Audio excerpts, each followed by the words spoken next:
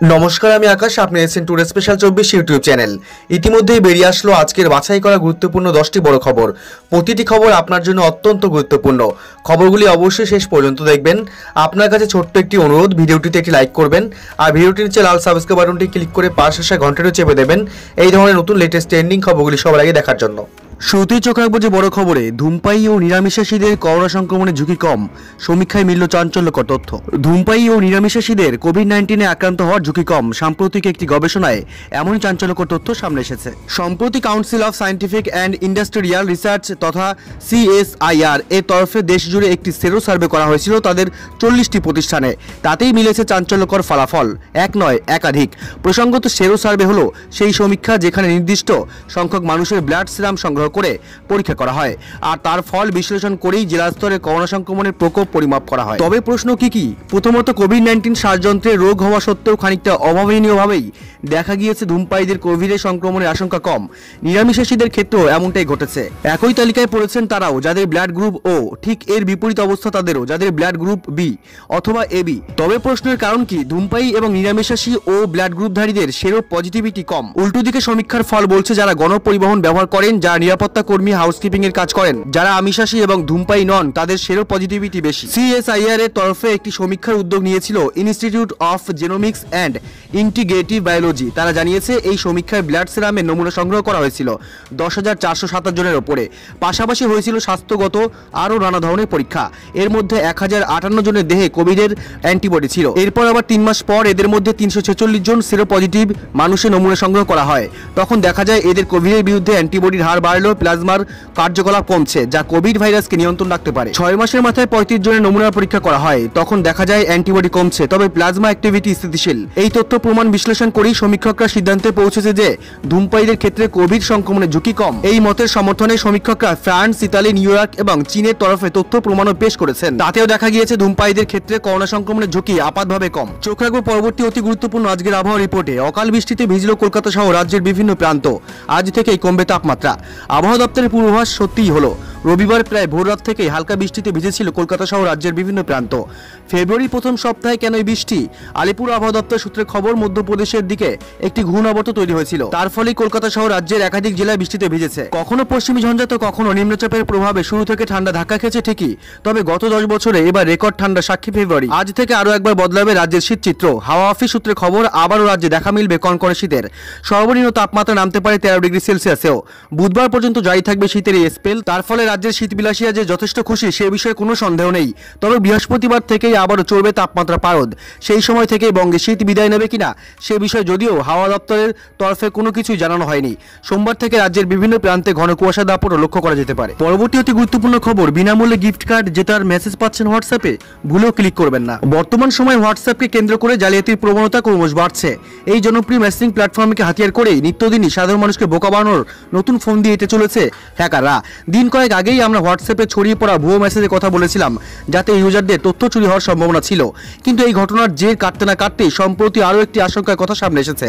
Report অনুযায়ী প্রতারকরা ফের ইউজারদেরকে বোকা বানানোর নতুন একটি উপায় খুঁজে পেয়েছে, যেখানে বিনামূল্যে গিফট কার্ড জেতার প্রলোভন দেখানো হচ্ছে। সংবাদ মাধ্যম গ্যাজেটস নাও এর প্রতিবেদন থেকে জানা গিয়েছে যে ইতিমধ্যেই ভারতের বহু হোয়াটসঅ্যাপ ইউজার একটি মেসেজ পেয়েছেন, যাতে বলা হয়েছে যে ডিমার্ট নামক সংস্থা তাদের 20তম বর্ষপূর্তি উদযাপন করেছে এবং অংশ হিসাবে সুপারমার্কেট চেইন গ্রাহকদের বিনামূল্যে গিফট কার্ড দেওয়া হচ্ছে।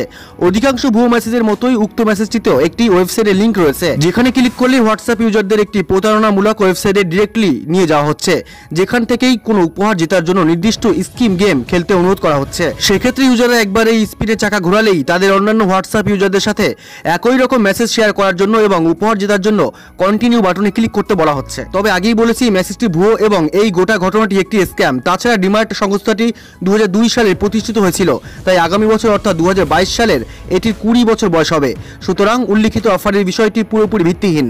তাই আমরা আবারও বলবো যে হোয়াটসঅ্যাপে এই ধরনের যে কোনো মেসেজের ফাঁদে পা দেবেন না এবং এই জাতীয় মেসেজগুলি ফরওয়ার্ড করবেন না। চোখ রাখবো পরবর্তী অতি গুরুত্বপূর্ণ খবরে। বছরের পর বছর বাড়ির এই জিনিসগুলি ব্যবহার করছেন, অজান্তেই নিজের বিপদ রাখছেন না তো? ধরুন আপনি বাজারে গিয়েছেন খাদ্যদ্রব্য কিংবা প্রসাধনী সামগ্রী কেনাকাটি করবেন। সেই সময় এক্সপায়ারি ডেট না দেখে প্রয়োজনীয় দ্রব্য কেনার কথা ভাবতেই পারেন না কেউ, অথচ বাড়ির এমন কিছু জিনিসপত্র আছে যা আমরা বছরের পর বছর ব্যবহার করি। করি, যতক্ষণ না পর্যন্ত ওই সামগ্রীটি একেবারে নষ্ট হয়ে যাচ্ছে তা ফেলার কোনো ইচ্ছাই থাকে না। এই অভ্যাস কি আপনার রয়েছে? নিজের শারীরিক সমস্যা ডেকে আনতে না চাইলে অভ্যাস আজই বদলান। বাড়িতে অনেকেরই চটি পরে হাঁটা চলার অভ্যাস থাকে, তবে চটি না ছেঁড়া পর্যন্ত ফেলার কথা ভাবতেই পারি না আমরা। জানেন কি প্রতি 6 মাস অন্তর চটি বদল করা প্রয়োজন, না হলে ত্বকের সমস্যা দেখা দেওয়া অসম্ভব কিছুই নয়। দ্বিতীয়ত বাড়ির শৌচালয়ে থাকা সাবান মাখার জালিও আমরা বদল করি না সচরাচর। মনে রাখবেন টানা 6 মাসের বেশি তা ব্যবহারে ত্বকের সমস্যা অনিবার্য, তাই সে ভুল করবেন না। তৃতীয়ত না ছেঁড়া পর্যন্ত বাড়ির তোয়ালে বাতিল করতে চান না অনেকেই, তবে এই অভ্যাস ঝটপট বদলে নিন। নিজে এবং পরিজনদের সুস্থ রাখতে চাইলে প্রতি বছর তোয়ালে পরিবর্তন করুন। চতুর্থত দাঁতের সমস্যা রয়েছে আপনার, তবে অবশ্যই ব্রাশ একটানা ব্যবহারের অভ্যাসও রয়েছে। নিজের দাঁতকে শক্তিশালী রাখতে প্রতি 3 মাস অন্তর ব্রাশ বদল করুন। পঞ্চমত প্রতি বছর নিজের অন্তর্বাস বদল করুন, নইলে গোপনাঙ্গের অসুখে ভোগার সম্ভাবনা বাড়তে পারে কয়েক গুণ। ষষ্ঠমত প্রতিদিন সকালে যে স্নিকার্সটি পরে শরীরচর্চা করেন, কোনোদিনও সেটি বদলের কথা ভেবেছেন?